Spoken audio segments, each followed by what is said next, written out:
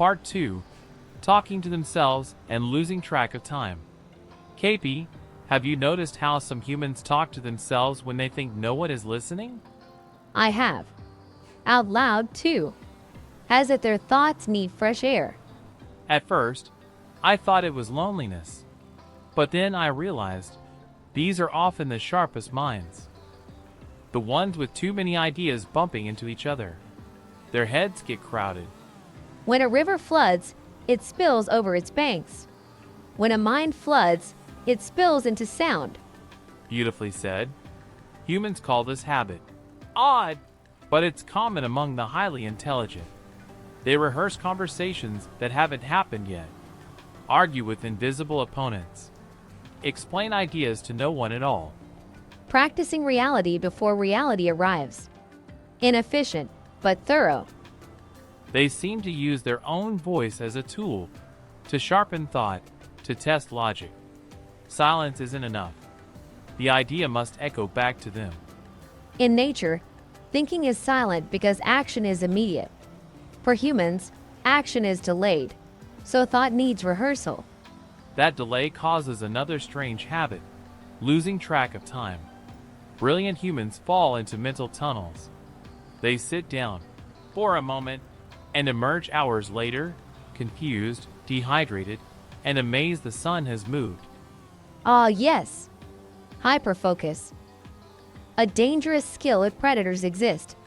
Fortunately for them, the only predators are deadlines, and those are invisible until too late. These humans forget meals, miss messages, ignore the world while chasing a thought to its end. Or its beginning. Or its tangled middle. Time becomes elastic. Minutes stretch into hours. Hours collapse into seconds. Their bodies remain in the present, but their minds roam centuries ahead or miles away. Meanwhile, their physical needs protest quietly. Hunger, thirst, stiff limbs. Needs they dismiss as interruptions. That's another habit, neglecting the body. Intelligent humans often treat their bodies like inconvenient pets, useful for transport, but bothersome when they demand care. A tragic mistake. The body is not a vehicle. It's the whole journey. Yet humans divide themselves, mind versus flesh. The smarter ones lean heavily toward mind. They forget they are animals at all. Until exhaustion reminds them. Or illness.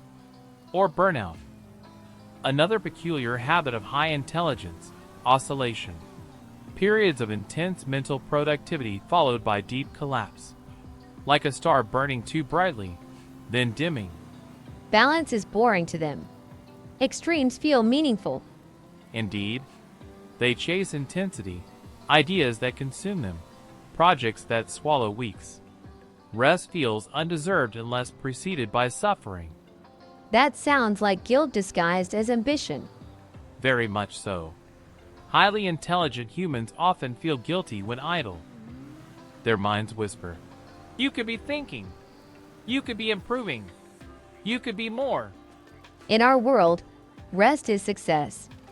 If you're resting, you survived. Humans rest as if they're stealing time.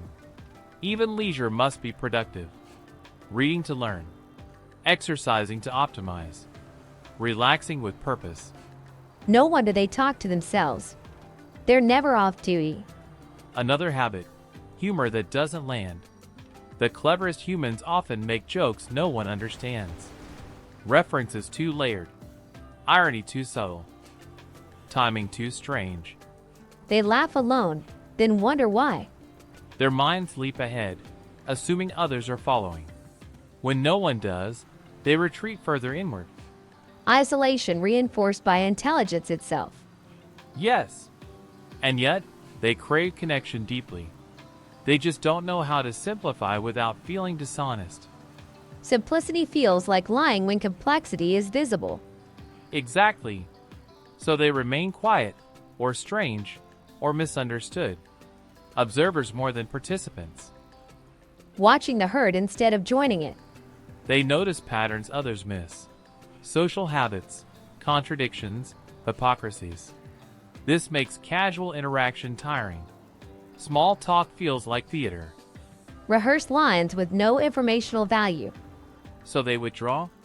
But withdrawal leads to more thinking, which leads to more talking to themselves, which leads to more distance. A self-feeding loop. Another odd habit. Revisiting ideas long after others move on. A conversation from years ago resurfaces suddenly. I should have said this, they think, while brushing their teeth. Time-traveling regrets.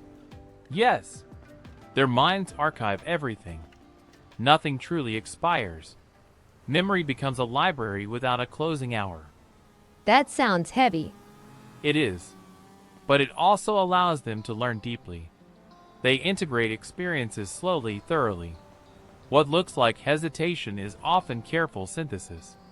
So their weirdness is not disorder, it's depth. Precisely. A depth unsuited for fast-moving, noisy societies. Humans reward speed, certainty, and confidence. High intelligence often brings slowness, doubt, and nuance. Traits easily mistaken for weakness. Or madness. Talking to oneself. Losing time. Forgetting to eat. Laughing alone. Yet those minds shape philosophies, inventions, and art. They do. Quietly. Often without applause. Perhaps intelligence is not meant to be comfortable. Nor visible. Like underground roots feeding forests no one credits. Meanwhile, the loud trees take the praise. As always. Still, I admire those wandering minds. Even when they suffer, they keep asking better questions. I admire their endurance, carrying the much thought without dropping it. Humans call these habits weird. I call them symptoms of seeing too much and resting too little. A dangerous combination. Indeed. If only they'd learn to think like animals sometimes. Fully present, then fully at rest. But then, they wouldn't be human. True. And then we wouldn't have anything to observe. Or laugh about. Oh, those leatherheads are acting foolish as usual.